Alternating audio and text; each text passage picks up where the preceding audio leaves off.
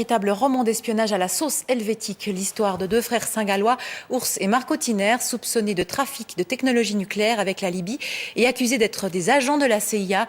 Libéré de prison, Urs Tiner s'est exprimé pour la première fois devant les caméras de Temps Présent.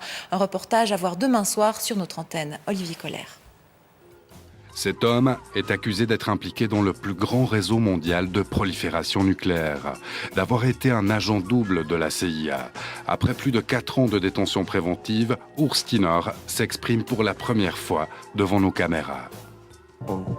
J'ai passé presque 5 ans dans une cellule de 3 mètres sur 2, peut-être un peu plus grande. Je n'ai pas eu de visite. C'est quelque chose qui brise un homme.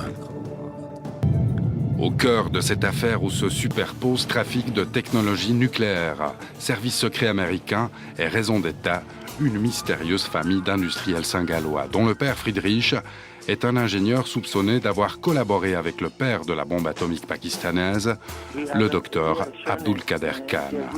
Et les autorités helvétiques étaient au courant de ce trafic. Les Suisses n'étaient pas très coopératifs à cette époque. On parle d'il y a 18 ou 20 ans. Ils n'étaient pas vraiment coopératifs. Ils semblaient manquer de volonté pour stopper ces exportations. Je crois qu'ils étaient plus préoccupés par leurs intérêts économiques. Les deux frères Tiner, Urs et Marco, lequel est toujours incarcéré, sont dans l'attente d'un procès. Le 14 novembre 2007, coup de théâtre invoquant la raison d'État, le Conseil fédéral s'en mêle et ordonne la destruction de 87 classeurs fédéraux marqués du sceau secret défense. Cette destruction intempestive en pleine procédure pénale, pour moi, ça reste un scandale au vrai sens du terme. L'affaire a pris une tournure politique et implique la Confédération en plus haut lieu.